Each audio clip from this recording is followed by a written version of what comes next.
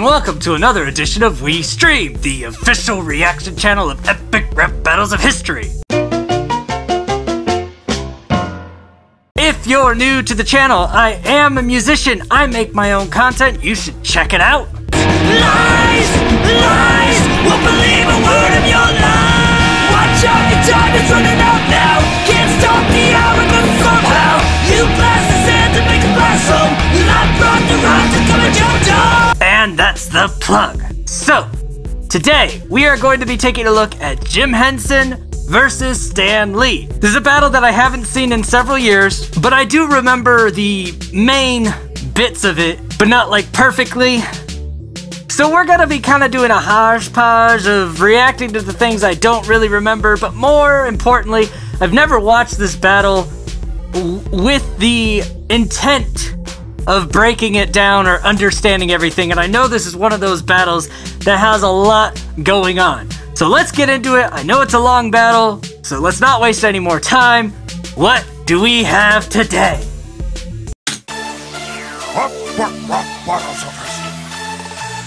Stan Lee! What's up? Jim Henson! Greetings, heroes! Stan Lee's here to battle! Now, greetings, heroes, is what Stan Lee used to say at, like, Comic-Con and stuff, like, when he would greet the crowd. What a man. Greetings, heroes! Stan Lee's here to battle! It's the mind behind the Hulk against the geek beneath the flag! I'm just your... Alright, so the mind behind the Hulk. You know, one of the many characters Stan Lee's been associated with creating. And you're the geek beneath the Fraggles, right? That's what they're called, Fraggles? Here the battle. It's the mind behind the Hulk against the... Yeah, geek beneath the Fraggles, because Henson was beneath the puppets that he would puppeteer, so he'd be like under the stage. So he used the word beneath deliberately there. Geek beneath the... And the Fraggles were some... I think they were one of Henson's many weird, like, puppet rock bands or something. I'm just your friendly neighborhood writer man with a secret identity of a super MC whose raps are as dark as my shade. You squealing like... Alright, there's a bit here. Let's go back. Wonderful. Hulk against the geek beneath the flag. I'm just...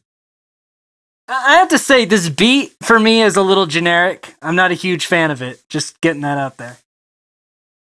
I don't remember if the beat switches up at all, but this start, Please hear the battle. It's the mind behind the Hulk against the geek beneath the flag. I'm just your friendly neighborhood writer. Friendly neighborhood writer man, because he's a writer, and then that's a play on Spider-Man, one of his most beloved characters that he and Kirby created. There's a thing about Kirby later on, so we'll wait for that. Man with a secret identity of a super... So, secret identity of a super MC. So, MC could be here Marvel Comics, as well as MC as in Master of Ceremonies, what rappers call themselves.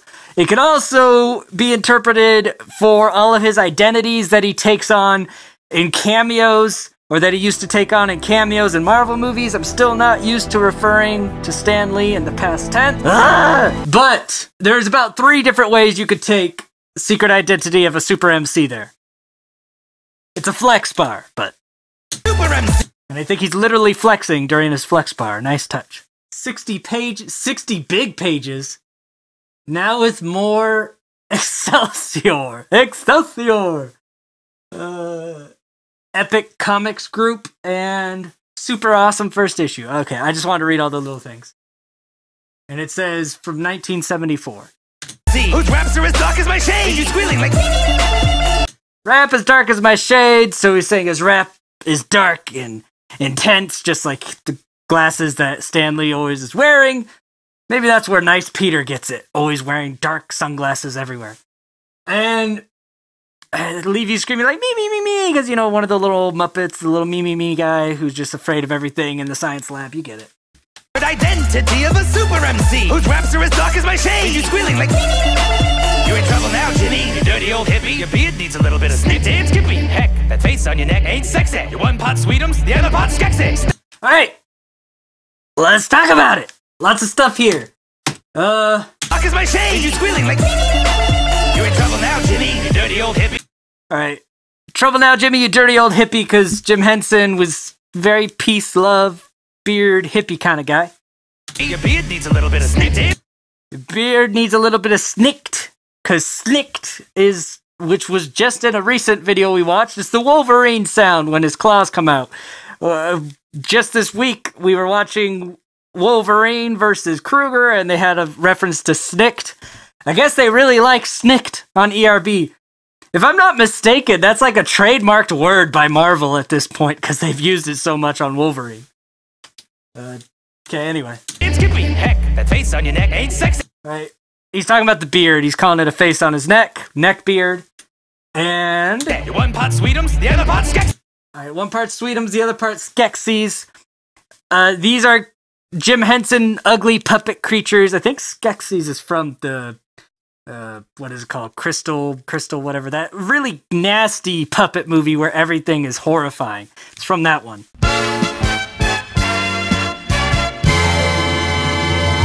Good movie, though. I'm usually really bad with names in general, so sorry. Step up to Lee and you get your butt kicked. Your Muppet Snuffleupagus stuff is butt kiss. Okay, that's pretty self-explanatory. Step up to Lee, you get your butt kicked, which is literally what it means. And then he used that to do Bumpkiss, Snuffleupagus, because Snuffleupagus is, you know, another one of those puppets. And Bumpkiss, it's just a clever rhyme scheme. You're a loser bars. While using Jim Henson's own creations against him. The other part Skexy. Step up to Lee and you get your butt kicked. Your Muppet Snuffleupagus stuff is Bumpkiss. A broke for Igno and the comics code. So keep your frog and pig show moving right along down the road. Okay. I'm gonna get to this bar in a bit. I don't think I caught that before, and if I did, it didn't resonate with me. So I want to talk about that bar, but let's go back. Stuff is Bumpkiss. Broke Ferrigno. So he broke Ferrigno and the comics code. Ferrigno is a guy who played Hulk in the old TV show. So he was Bruce Banner / Hulk. He's saying he broke Ferrigno. I don't know if he means broke as in like discovered him and that was Ferrigno's breakout into fame. Or maybe he's saying broke as in left him broke because I don't think Ferrigno gets any sort of royalties for playing Hulk. Something's going on there, but the comic code line is the one that I understand more. Because this was a thing when, I don't remember what it was that Marvel was trying to do. But there was a time that Marvel, I think it had to do with like smoking or drugs or something. And Marvel was going to do like a PSA for the kids against smoking or drugs or whatever. And the comics code, which was like, this is what you can or cannot do, and you got a little certification that this was comics code certified, so parents would, you know, be okay letting their kids buy it. We're like, no, we're not going to do that. We're not going to let you have that. And so they just ran the issues without the comics code folks' seal. They're just like, screw it then. We just won't have your dumb seal of approval because we want this message to get put across. And eventually that led to them no longer associating with the comics code at all. And I don't even know if that thing exists anymore. I don't know if anyone even cares about them anymore. So he broke them. And the comics code. So keep your frog and pig show moving right along down the road. All right. So keep your frog and pig show, which is obviously Kermit and Miss Piggy. Okay. They've had that forever weird relationship. What I like about this, he says, keep them moving right along. Down the road. Moving Right Along is a song from the first Muppets movie, and it's a great song. And I don't know, like I said, I don't remember this bar. I don't know if I didn't catch it when I saw this years ago, or if I just didn't remember it enough to appreciate it, but I really like that bar. Down the Road is another more minor sort of song reference as well, but it's not as cool as for me anyway, as the Moving Right Along part of that. But I like that reference. I'm glad you got that out. That anger can clutter your mind. But you're a creative man, Stanley. Yeah. So let's just leave it behind. Oh, I love this stupid Jim Henson impersonation. The Kermit's pretty good. Jim Henson was notoriously a quiet Bob Ross sort of a dude. So let's talk about what he said. And the comics code. So keep your frog and pig show moving right along down the road. I'm glad you got that out. That anger can clutter your mind. But you're a creative man, Stanley. Yeah. So let's just leave it behind. All right, so there's not tons there, and if I recall about Jim Henson's verse, it's a lot more straightforward and less bar heavy than Stan Lee's verses are. I remembered like Stan Lee's verse, I was like, there's a lot going on here, and Jim Henson's verse, not as much. But anyway, he's literally saying what he means there. Just calm down. He uses Stanley's actual name, which is funny because it's, Stanley. It's hard to tell which one I'm saying. But he says Stanley as in the full name Stanley instead of Stan space Lee. I forget what Stan Lee's real last name is, like Stanley Lieber, blah, blah, something. Anyway, he's trying to show a little disrespect or respect or whatever. Telling him just don't let the anger clutter your mind. That anger can clutter your mind, but you're a creative man, Stanley. Yeah. So let's just leave it behind, because I can sense your tension. Once the verbal fencing starts commencing, there is no defense against the dents Jim Henson is dispensing. Alright, so verbal fencing is just, word for rap. He kind of started turning Bill Cosby by the end of this verse. Fencing starts commencing. Well, fencing starts commencing and the pigs the balls. There is no defense. There is no defense of the pudding pie. Against the dents Jim Henson is dispensing. Okay, but still unless there's something like super deep cryptic or you're really trying to stretch, like you could try to pull something out of that dense bar. But it's really not a whole lot there unless you really want there to be a whole lot there. And I'm sure the people in the comments will put all the stuff they want to be in those bars that I'm sure Pete and Lloyd never intended to be in those bars. They're just straightforward.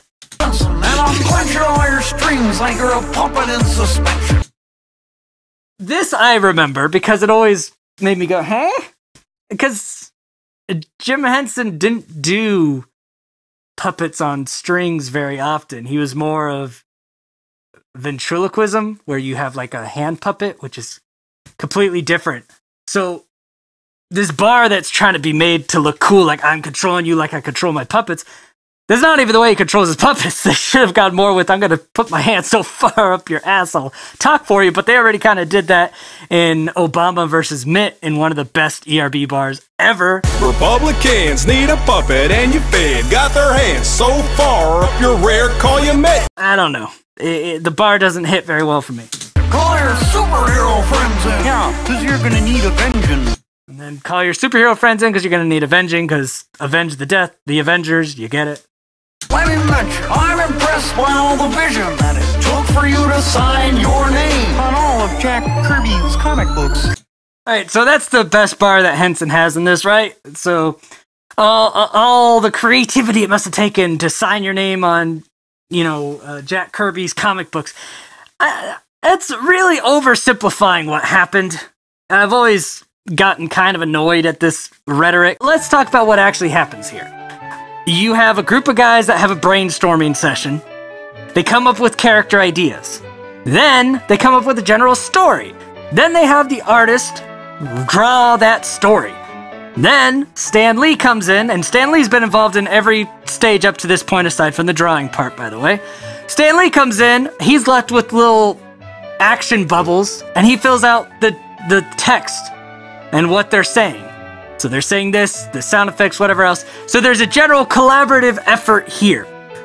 So to say because Stan Lee's not the one that drew essentially the textless storyboards for characters like Spider-Man means he stole them from Jack Kirby? No. Now, should he be the one with all the credit? Probably not. He was much better at marketing himself. But Stan Lee created those characters just as much as Jack Kirby did. So the best argument you can make here is that they co-created them and only one of them got most of the credit. Because I mean, even when these cases went to court and Jack Kirby wouldn't take settlements, they lost the suits. He lost the suits. And there was good reason for that aside from, lawyers. It's just, dude, I think that Kirby should have gotten more royalties, sure. I think he should have gotten like co-created credits, sure. And Stan Lee definitely was just like, nope, I'm better at talking to people, I'm taking the credit. Kind of a shitty move. But the idea that Stan Lee didn't have anything to do with creating these characters, which is usually how this narrative is pitched, that's just dumb. That's not what happened. He was very much the creator of these characters with other folks, so... Anyway. Nice try, Frogman, but Jack was a friend of mine. Swift, that was a low blow. He did his own thing, and now you've made it clobbering time. Alright, so... That's Stan Lee trying to undo that, saying, look, Jack and I were friends, which is true. And he's like, so he did his own thing. The thing is capitalized because he made the thing from the Fantastic Four, and then he follows it up with the thing's catchphrase, which is it's clobbering time. So that's what's all happening there, and then the little flip Spider-Man thing. Jack was a friend of mine. Swift, that was a low blow. He did his own thing, and now you've made it clobbering. And then you get this little Stan Lee puppet here, because I guess it's a Jim Henson sort of, hey, look, I can have my own puppets too. I kind of would have liked it if they had actually another actor playing Stan Lee in this battle to do a Stan Lee cameo. That would have been pretty funny. Long ago, you taught children to count and spell. Then you taught your own kids how to drop your wife harder than you flopped on SNL. Alright, so another good bar here. So he's saying, you know, you taught kids how to count and spell. Then you taught your kids how to drop your wife, because Jim Henson was married for like almost 30 years and then divorced his wife. I don't know the details on it. They were apparently on good terms until Henson died, but it's just kind of weird. Divorce your wife after all that time? Who knows? There's probably something going on. But anyway, then flopped worse than you flopped on SNL. Jim Henson had a stint on SNL, like some sort of puppet thing, and it was not good. That's what that is. I'm telling you, Henson, you wouldn't like me when I'm angry. I'm a marvel of a party pooper. Wouldn't like me when I'm angry, obviously. A Hulk reference. He's a marvel of a party pooper. Haha. Marvel. I'll snap your turtleneck like a doozer stick and put you out to pasture like Mr. Hooper. Alright, let's talk about this. Drop your wife harder than you flopped on SNL. I'm telling you, Henson, you wouldn't like me when I'm angry. I'm a marvel of a party pooper. I'll snap your turtleneck. So snap your turtleneck. Okay. Turtleneck sweater. Snap it. Like snap your neck. And it's like a doozer stick, which is a very flimsy stick from these little creatures in the Jim Henson universe lores. Like a doozer So he's saying, I'll snap you easily. stick and put you out to Put you out to pasture like Mr. Hooper, right? Hooper? pasture like Mr. Hooper. Hooper, okay. I could see it spelled there, but I was like, I'm pretty sure that's how it's pronounced. Sesame Street guy. From older Sesame Street stuff, and he died. I think they killed his character in the show. Or maybe wrote him out, I don't remember. But he's an old guy who died, who used to be on Sesame Street, so he's saying, I'm gonna kill you. Like this old guy on Sesame Street. Kind of harsh. I'm sorry, Jim. See, exactly, that's where it goes. He's like, This is where they start to squash the beef, I think, because he went too far, and then they realize they like each other. Act like a doozer stick and put you out to pasture like Mr. Hooper. I'm sorry, Jim. Sometimes I can't control my rage. Honestly, there's a lot of things that you can't control at my age. It's a pee joke. Or poop joke, or whatever. Bowel movement joke for old people. But the truth is, I miss you. You were gone too soon. You were like watching a beautiful sunset at noon. Ah, that bar. Let's talk about that. So, saying you were gone too soon, Jim Henson died around like his 50s. Stan Lee lived into his 90s, and when this battle was made, Stan Lee was still alive. So there are a few ways to take this bar of like a beautiful sunset at noon. I think the primary way you could take this bar is the idea that sunset at noon is sunset halfway through the day. Henson was halfway through his life when he died, and so you're seeing this beautiful sunset, but the day's only half over, and now the sun is already setting. It's a very nice tribute. Oh, Stan, don't be sad. We all have a time to go. Yeah. Most of the internet thought that you died 12 years ago. And then he comes back, he's like, we ain't done yet. Yeah, there was a rumor Stan Lee died in the early 2000s, and everyone for a while thought he was dead. But the 4 will always be fantastic. The hope will always be incredible. Obviously references to comic book characters. The words you wove within the hearts of heroes are indelible. I think when he says the words you wove into the hearts of heroes, I think he's literally talking about the fact that Stan Lee was usually the one writing the words, the storylines. Will always be incredible. The words you wove within the hearts of heroes are indelible. There is no beef between us. We're two minds of the same kind. And there is no man who could ever muck with what we've left behind. Or is there? Ha! I rock the mic properly! Turning profits, I got the key! There we go! Well, fuck it, Disney! M-I-C-K-E-Y-M-O-U-S-E. It's from the Mickey Mouse Club. Oh, hold on. Mic properly! Turning profits, I got the key! I'm the juggernaut of stacking knots unstoppably! The Disneyland lord of your intellectual property!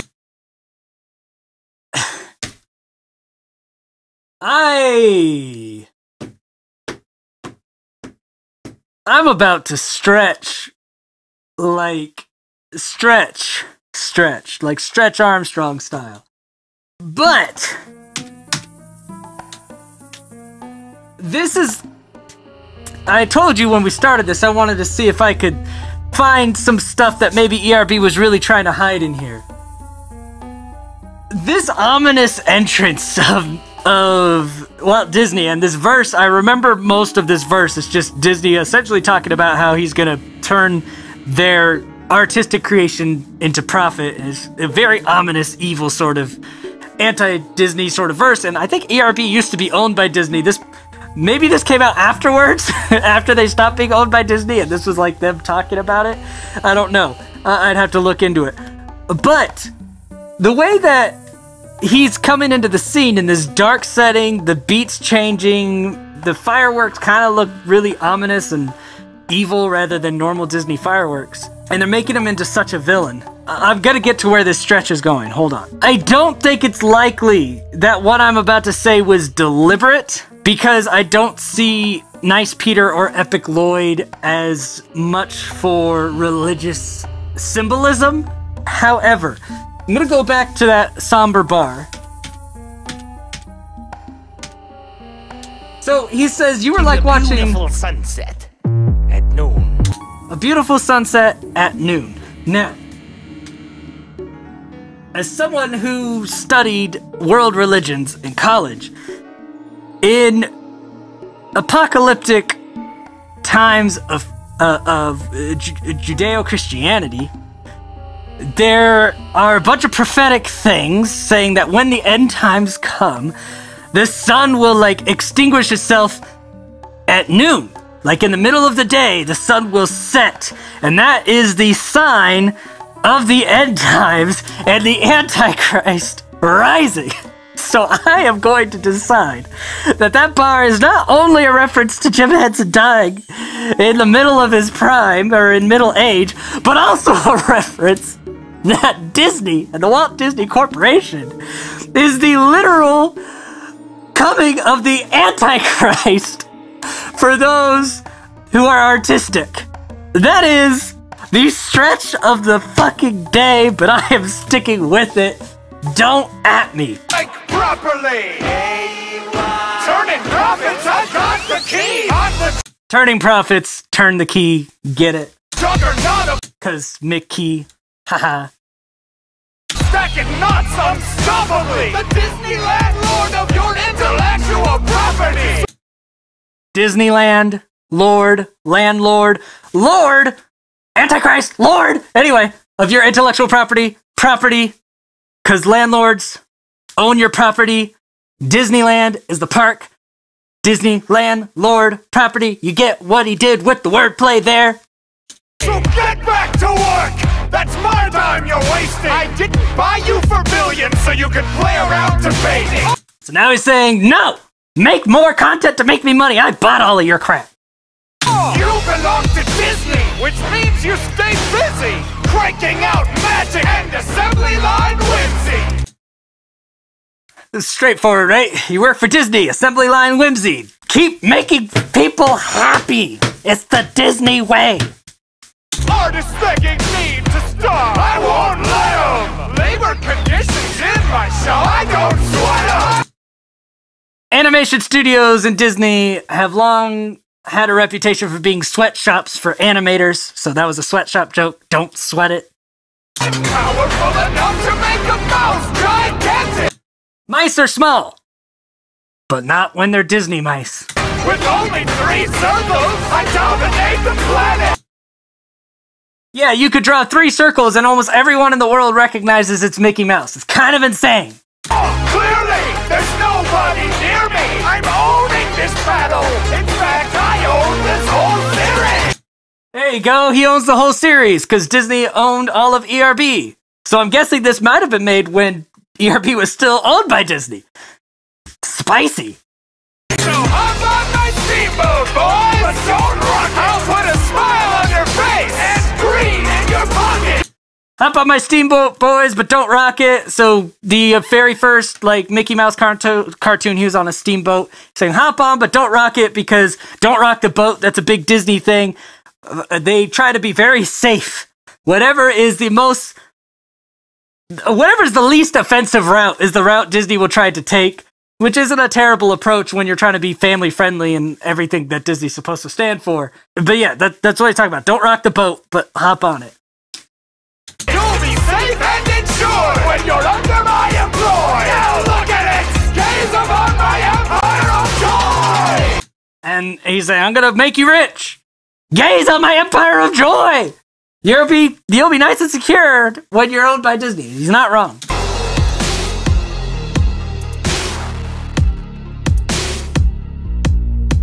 Such a dark ending. Too much. Holy cow. That is 2 solid minutes of exit. I think it was probably the end of the season or something is why that outro was so long. So anyway, woo, that's a long one. I knew it was a long one going in. That's what she said. Or he said. So, who won? I give this battle to Stan Lee because I think lyrically his bars were just the best of the 3. Disney obviously came in with the haymakers, but his bars weren't as good as Stan Lee's. Jim Henson clearly comes in last place in this battle. I love Jim Henson. I love the Muppets. I could sing me some Rainbow Connection on the piano all day. But from a rap battle perspective, Stan Lee definitely took this one for me. Yeah, I have no idea if half of what I said was accurate on this one or not. I was just really trying to find meaning in every little word that I could. So, apologies, but hopefully you enjoyed that weirdness. Anyway, we're trying to get this channel to 30,000 subscribers by the end of this week. So by Monday, I can release, the reaction that everyone's been asking me for, which is Al Capone and Blackbeard. So yeah, subscribe to the channel, support me and crap. Until next time, I scheme, you scheme, we all scheme for ice cream. Bye!